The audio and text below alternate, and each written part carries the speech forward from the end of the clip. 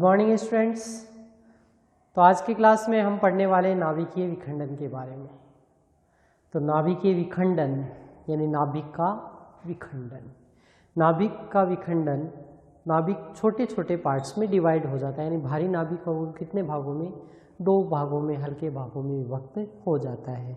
और क्यों ये प्रक्रियाएं होती है ये सारा हमने अच्छे से पढ़ रखा है, क्योंकि नाभिक में स्थायित्व अपने को चाहिए और स्थायित्व प्राप्त करने के लिए ये अभिक्रियाएं हैं, ये अपने को ये प्रकृति में पाई जाती है।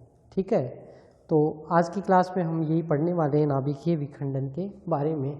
अच्छा, इसमें अल्फा क्षय हमने लास्ट क्लास में किया था, गाइगर नटल का नियम, अल्फा कणों की परास, ये सारा हमने पढ़ लिया था। आज की क्लास में हम क्या पढ़ने वाले हैं, बीटा क्षय। बीटा क्षय, अच्छा बीटा क्षय एक प्रकार का होता है क्या? ना, बीटा क्षय दो प्रकार का होता है, बीटा प्लस क्षय और बीटा माइनस क्षय, जिसको हम इलेक्ट्रॉन प्रग्रहण भी कहते हैं। और क्या वो पढ़ने वाले हैं, और हम पढ़ेंगे गामा क्षय के बारे में।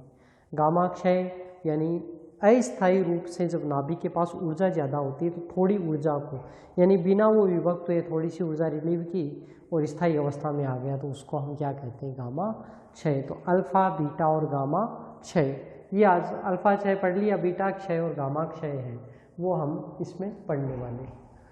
चलो देखते हैं। तो बीटा प्लस क्षय, या इसको हम क्या कहते हैं, पॉजिट्रॉन क्षय है वो भी कहते हैं।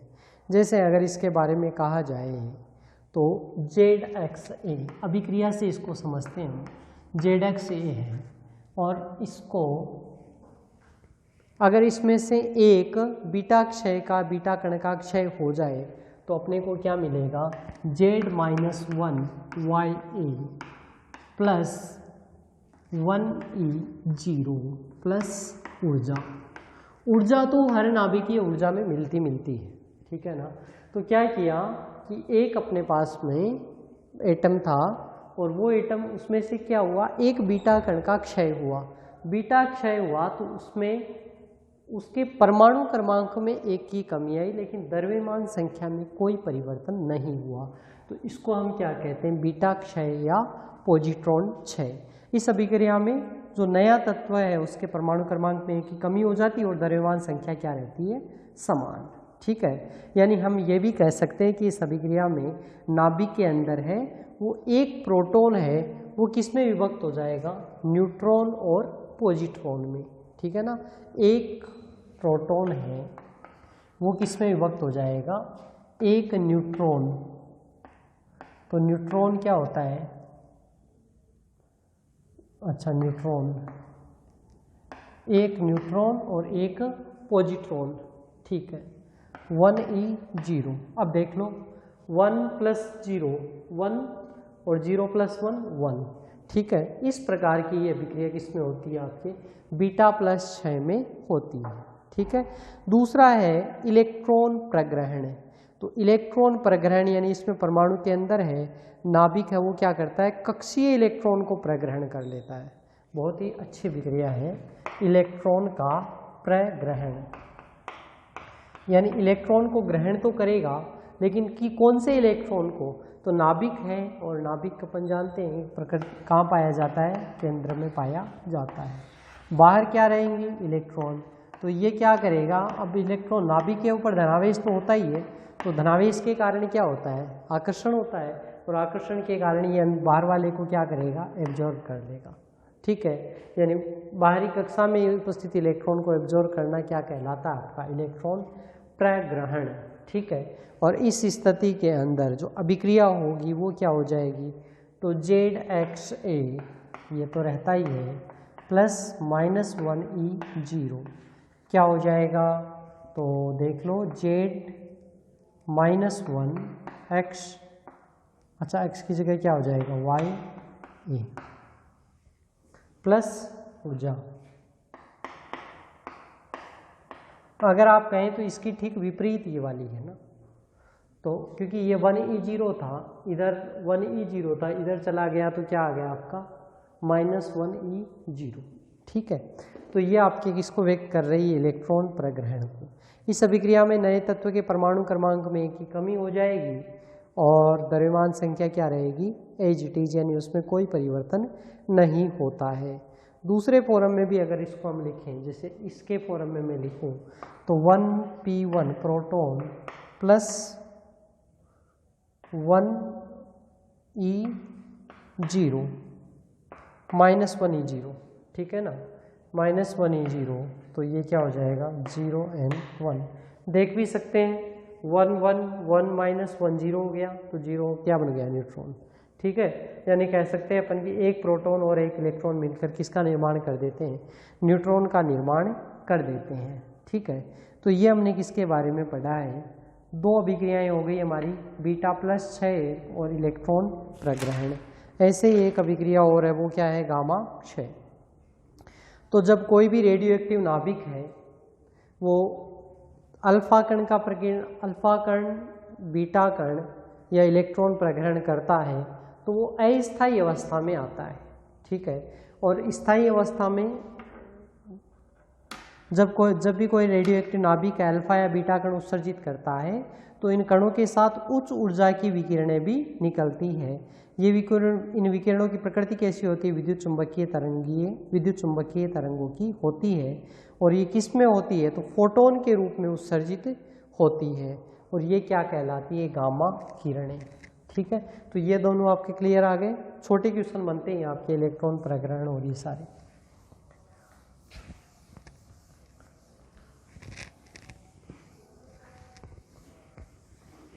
इनमें ज़्यादा कुछ नहीं लिखना रहता, बस ये अभिक्रिया लिखी और इससे संबंधित थोड़ा बहुत हमने जो मैंने बोलकर बताया वो लिख लिया। तो गामा क्षय के बारे में अपन बातचीत कर रहे थे कि ये किसके रूप में होती है, फोटोनों के रूप में उत्सर्जित होती है। और फोटोन कणों का क्या होता है, द्रव्यमान और आवेश लगभग शून्य होता है।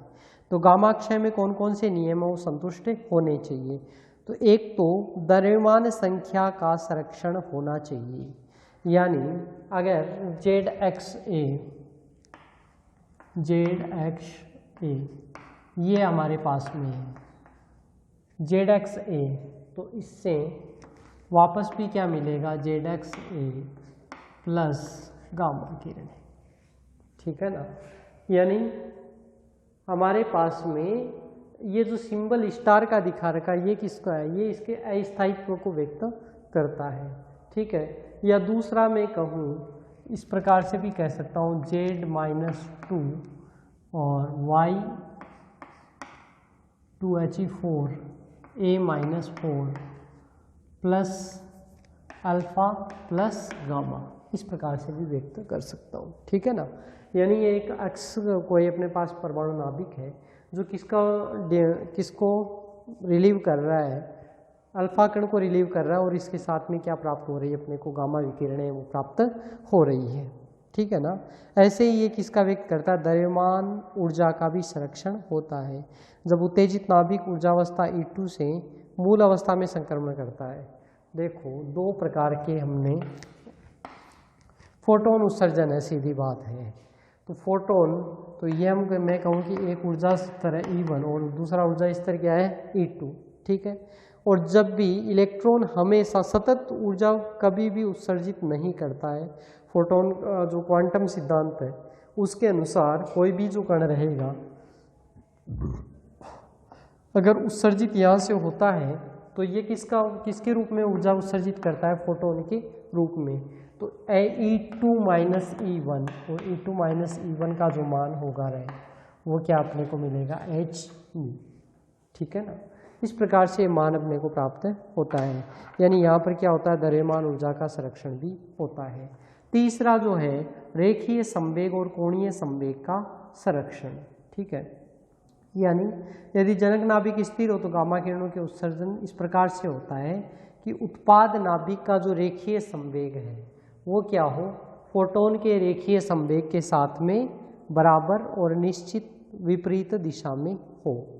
यानी कोणीय संवेग h/c आप आगे पढ़ेंगे इसमें, प्लस h या फोटोन, तो ये वाला मान m फोटोन का संवेग अगर मैं कहूँ तो mv भी कह सकते हैं संवेग, ये कितना होना चाहिए, ये कोणीय संवेग का घटक है और ये कितना है, रेखीय संवेग को व्यक्त करता है।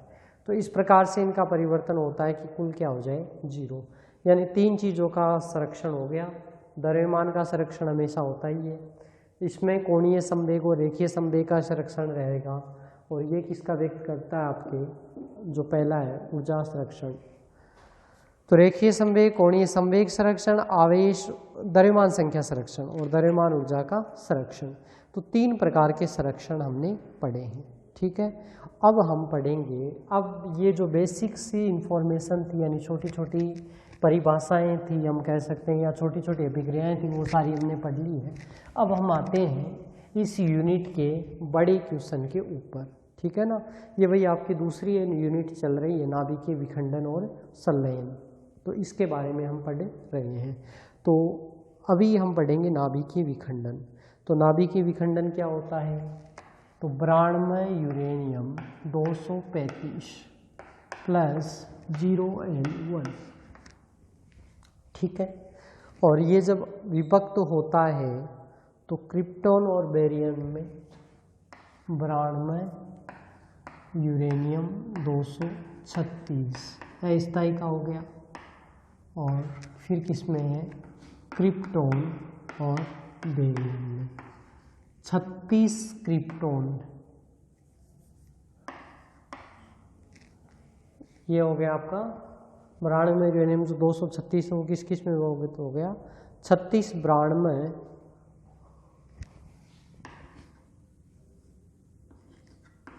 और 56 बेरियम 141।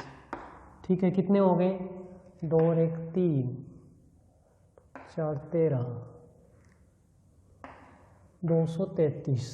अब कितने बच गए, 236, और यहाँ 6 6 12 2 5 3 8 1 9। ये तो बैलेंस हो गया, प्राण में तो बैलेंस हो गया। यहाँ 233 और यहाँ कितना आ रहा है, 236। तो 3 हमारे पास इसमें क्या मिलते हैं, न्यूट्रॉन अपने को प्राप्त होते हैं।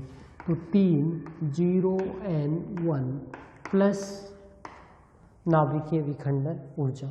ठीक है ना, ये जो सामान्य इक्वेशन है ये आपको हमेशा प्राप्त होती है। तो ये बैलेंस इक्वेशन मैंने लिखी है कि कोई भी नाभिकीय विखंडन अभिक्रिया जो अपने को देखने को मिलती है, साधारणतया यूरेनियम की अभिक्रिया देखते हैं, बहुत सारे कण होते हैं नाभिकीय विखंडन, ऐसा नहीं है कि रेडियो सक्रिय केवल यूरेनियम ही है, लेकिन सबसे ज़्यादा जो काम में आता है वो यूरेनियम है, बाकी तो थोरियम है। भारत की अपन बात करें तो अभी अपने पास में थोरियम के विश्व में सबसे ज़्यादा भंडार भारत के अंदर है।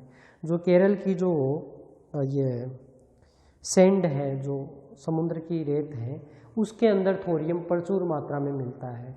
ऐसे ही जो राम सेतु बना हुआ है भारत और श्रीलंका के मध्य में, जो लाखों वर्षों पहले बन गया था, उसके ऊपर भी मोटी परत एक थोरियम की जम चुकी है।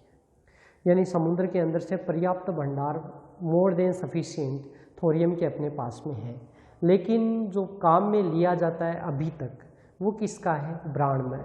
और ब्राण्मय यूरेनियम 235 है। इसके भी 2-3 समस्थानिक है, पढ़ेंगे अपन यूरेनियम के संवर्धन में, इसकी समृद्धि विधा में पढ़ेंगे कि किस प्रकार ये 235 काम में लिया जाता है। तो इसके एक बहुत कम भंडार अपने पास पाए जाते हैं, केवल कुछ भंडार हैं जो झारखंड के अंदर पाए जाते हैं। बहुत ही महंगी धातु है और बहुत ही महंगी भी है, दुर्लभ भी है और हानिकारक भी है। जहाँ पाई जाती है उस क्षेत्र के मनुष्यों के लिए बहुत घातक है, वे कैंसर से पीड़ित होंगे। ठीक है, तो ये अभिक्रिया इसमें देखिए आपने कि एक ब्राण्मय यूरेनियम 35 है, ये किसका प्रग्रहण करता है, एक न्यूट्रॉन का प्रग्रहण करता है, एब्जॉर्ब करता है, अस्थायी अवस्था में आता है और 2 भागों में विखंडन हो जाता है, क्रिप्टॉन और बेरियम के अंदर। और 3 ये न्यूट्रॉन है वो फिर से पैदा करता है और पर्याप्त मात्रा में ऊर्जा है ये अपने को इसमें प्राप्त होती है। ठीक है, तो कितनी ऊर्जा होती है, तो लगभग एक यूरेनियम के नाभिक से 200 मेगा इलेक्ट्रॉन वोल्ट ऊर्जा होती है। बहुत ज़्यादा ऊर्जा मिलती है, इसी कारण इसको हम काम में लेते हैं। जो न्यूक्लियर साइट्स हैं वो अभी बहुत ज़्यादा काम में लेते हैं, क्योंकि ऊर्जा की पर्याप्त मात्रा में आपूर्ति चलती रहे। बिना विद्युत के आजकल कोई भी काम संभव नहीं है। ठीक है, जैसे अभी इलेक्ट्रॉनिक या दूरसंचार का ज़माना हो चुका है, आपके पास सभी के पास मोबाइल होंगे। मोबाइल डिस हो जाएगा तो आप क्या करेंगे, मोबाइल को चार्ज करने के लिए किसकी आवश्यकता है, विद्युत की आवश्यकता है। पंखे के बिना आप बैठ सकते नहीं, और बहुत सारे जो दैनंदिनी जीवन में अगर हम प्रयोग करें तो पहले की तुलना में ऊर्जा का बहुत ज़्यादा रोल हो चुका है। यानी पर व्यक्ति कंजप्शन देखें तो आबादी भी बढ़ रही है और उस हिसाब से कंजप्शन है वो बढ़ रहा है। जैसे पहले मोबाइल की आवश्यकता नहीं होती थी, आजकल प्रत्येक व्यक्ति के पास एवरेज एक मोबाइल है। तो इस प्रकार से बहुत सारी ये परेशानियाँ और उनका सॉल्यूशन है वो क्या, आपकी नाभिकीय ऊर्जा बहुत कम स्थान घेरती है और उसके अंदर पर्याप्त मात्रा में ऊर्जा है वो अपने को प्राप्त होती है। तो इस प्रकार से अपन ने देखा कि ये अपने पास नाभिकीय विखंडन है। अभी एक ये सिंपल सा क्वेश्चन आता ही है कि 1 किलोग्राम ब्राह्मण यूरेनियम 35 से मुक्त होने वाली ऊर्जा की गणना कीजिए। कैसे करेंगे? तो हम सबसे पहले तो ये याद कर लें कि भाई 1 यूरेनियम का तो अपने को पता है 200 मेगा इलेक्ट्रॉन वोल्ट होती है, लेकिन 1 किलोग्राम में कितना होगा? तो 1 किलोग्राम की बात की जाए तो एक का टर्म काम में आएगा, अवोगाद्रो संख्या 6.023 Na। अवोगाद्रो संख्या क्या होती है? 6.023 इंटू 10⁻23। ठीक है, अगर इसमें कितना है इसका 235 का भाग लगा दिया जाए अवोगाद्रो संख्या में, तो हमारे पास में किसका मान प्राप्त हो जाएगा? 1 किलोग्राम यूरेनियम में परमाणुओं की संख्या। ठीक है, ये हमारे पास में क्या आ जाएगी? परमाणुओं की संख्या का मान है वो आ जाएगा। अब परमाणुओं की संख्या आ गई तो लगभग 16 हो ही गया। अब इसको किससे गुणा कर दें भाई? एक ये सभी परमाणुओं की संख्या आ गई और एक परमाणु से कितनी ऊर्जा मिलती है? 200 मेगा इलेक्ट्रॉन वोल्ट मिलती है। इसको गुणा कर दे तो आपके पास क्या आ जाएगा? ये किसका आ गई? कुल ऊर्जा, यानी परमाणु की संख्या आ गई और ये किसका मान आ गया? कुल ऊर्जा का मान 200 मेगा इलेक्ट्रॉन वोल्ट से गुणा करती है। और अगर ये आप कैलकुलेट करेंगे तो ये आपको मान मिलता है 5.12 गुणा 10⁻26 मेगा इलेक्ट्रॉन वोल्ट। ठीक है ना? इस प्रकार इतना सारा मान है वो अपने को मिलता है। और उस ऊर्जा का मान कितना होता है अगर हम करें तो लगभग 20,000 टन TNT ट्राइनाइट्रिक टोलुइन जो विस्फोटक होता है, जो बारूद भरा जाता है ना आपके पटाखों में काम में लेते हैं अपन, और एवीएस जो सीमा की रक्षा में बारूदों में काम में लेते हैं, वो क्या है? बारूद है। वो कितना बारूद, अब हम तो जो काम में लेते हैं वो कोई 1 किलोग्राम तो किसमें होता ही नहीं, 100 ग्राम, अधिकतम 100 ग्राम तक होता होगा शायद, नहीं तो थोड़ा थोड़ा बारूद काम में लिया जाता है। अब देखो कितना ज़्यादा बारूद काम में लिया जाता है, 20,000 टन TNT होता है। तो इतना ज़्यादा विस्फोटक है, उसकी कितने से मिल जाती है? केवल 1 किलोग्राम यूरेनियम से इतनी ऊर्जा प्राप्त होती है। ठीक है, तो इस प्रकार हम कंपैरिजन करके देख सकते हैं कि नाभिकीय विखंडन से किस प्रकार से अपने को ऊर्जा है वो सतत रूप से प्राप्त होती है। ठीक, और इसी के लिए नाभिकीय विखंडन अपन है वो बहुत सारा काम में लेते हैं। अब हम इसमें आगे पढ़ेंगे नाभिक का द्रवबूंद मॉडल। द्रवबूंद मॉडल का जो सिद्धांत है वो हम इसमें पढ़ने वाले हैं।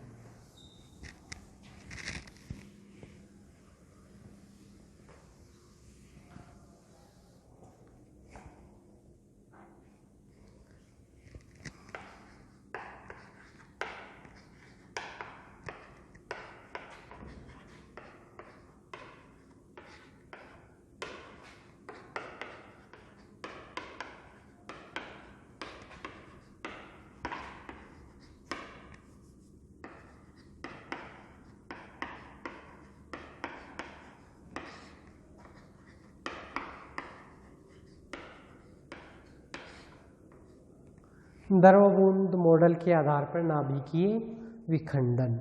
ठीक है, तो किस प्रकार से नाभिकीय विखंडन होता है देखते हैं। ये हमारे पास में एक बूंद है, पहले मैं इसका डायग्राम बना देता हूँ।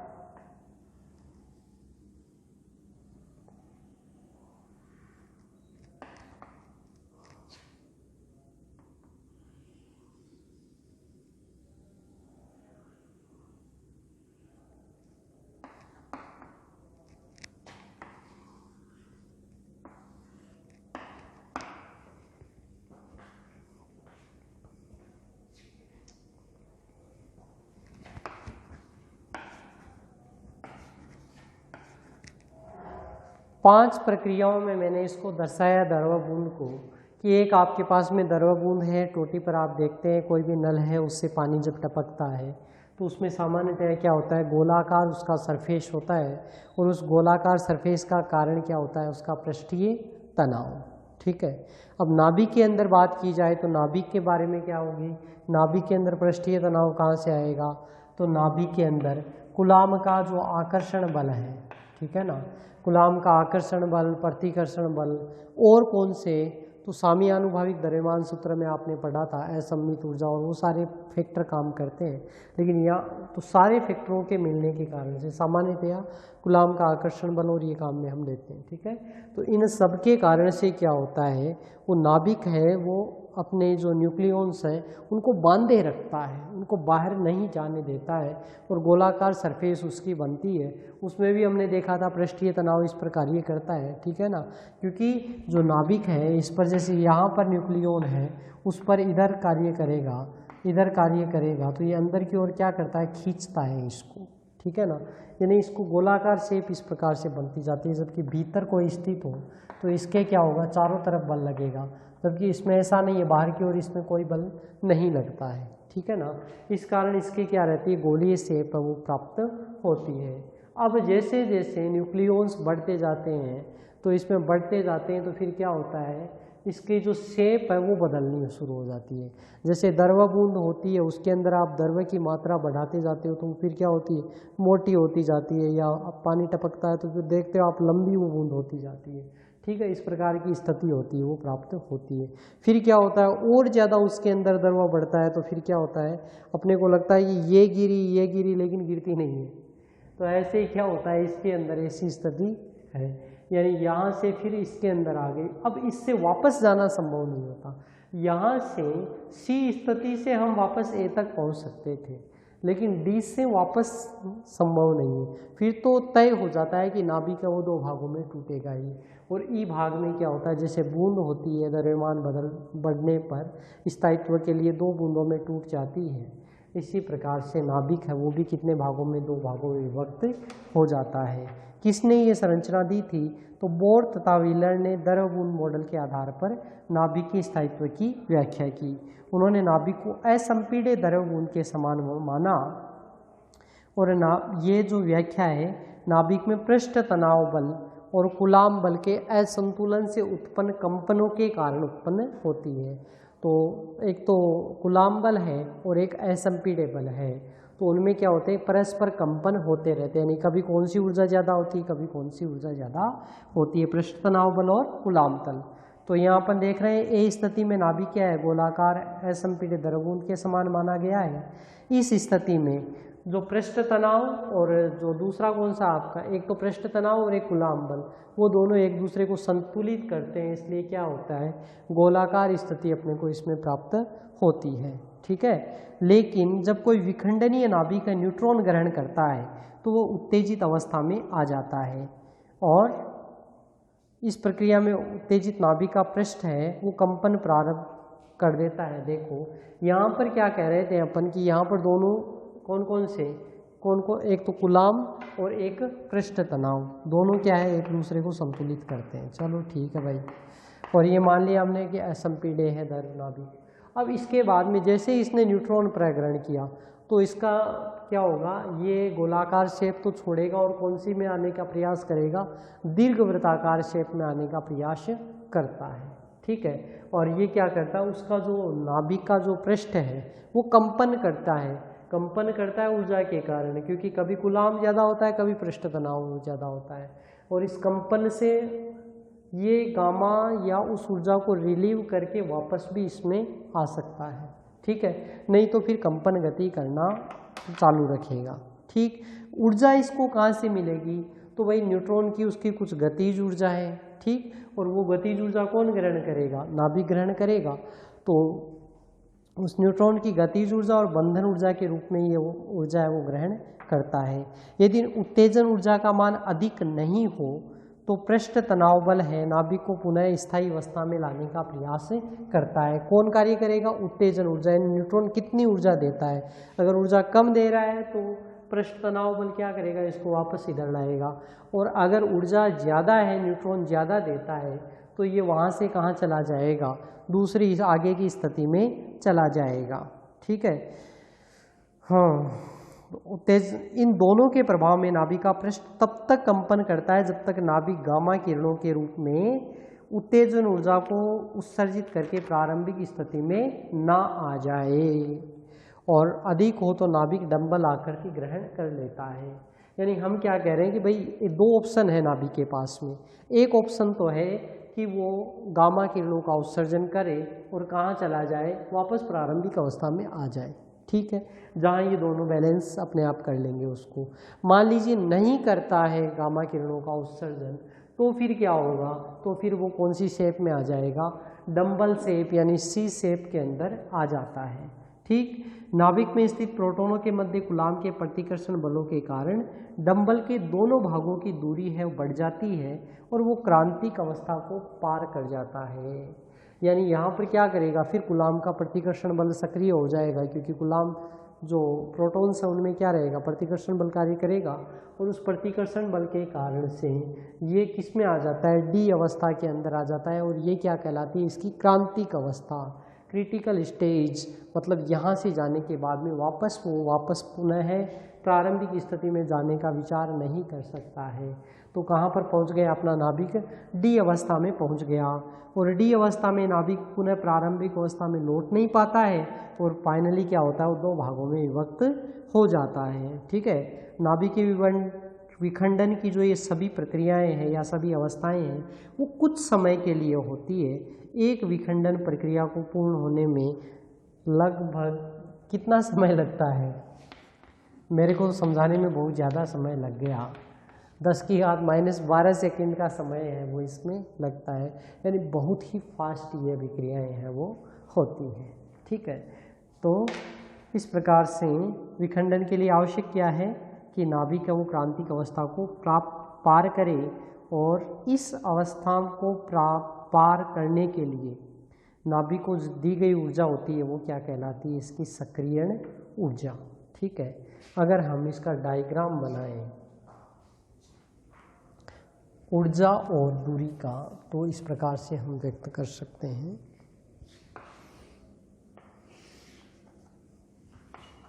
ई है और ये क्या है, दूरी आर है। ठीक है, तो यहाँ पर तो क्या है, नाभिक क्या है, पूरा गोलाकार स्थिति के अंदर है। इसके बाद में केवल मैं एक दो स्थिति दिखाता हूँ, सारी नहीं दिखा रहा हूँ। इस प्रकार से होता है। और यहाँ क्या हो गया, नाभिक कितने भागों में विभक्त हो गया, दो भागों में विभक्त हो गया। ठीक है, या इसको मैं चलो इससे भी पहले की स्थिति अपन दर्शाते हैं।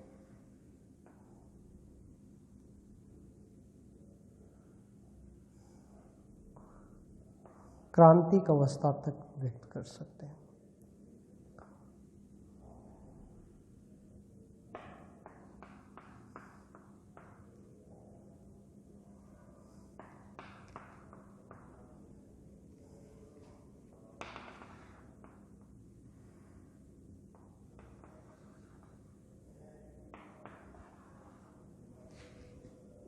इस प्रकार से हम इसको व्यक्त कर सकते हैं। ये जो है सक्रियण ऊर्जा ए, बी और सी किसी भी प्रक्रिया के द्वारा ये नाभिक है। इस प्रकार से नाभिक के केंद्र से दूरी के सापेक्ष नाभिक की ऊर्जा में परिवर्तन को मैंने यहाँ व्यक्त किया है। ठीक है, नाभिक के विखंडन की प्रक्रिया को विखंडन उत्पाद के मध्य स्थितिज ऊर्जा और ये स्थितिज ऊर्जा और मध्य की नाभिक मध्य की दूरी है आर, इसके द्वारा भी व्यक्त किया जा सकता है। ठीक है, ओके। और किस प्रकार से इसकी बंधन ऊर्जा या निर्मुक्त ऊर्जा का मान कैसे ज्ञात करते हैं, तो वो अपने को ध्यान में है। E F is equal to m1 into A Z, m1 A Z minus m A Z minus का m ए जेड। इस प्रकार से हम इसको व्यक्त कर सकते हैं। m AZ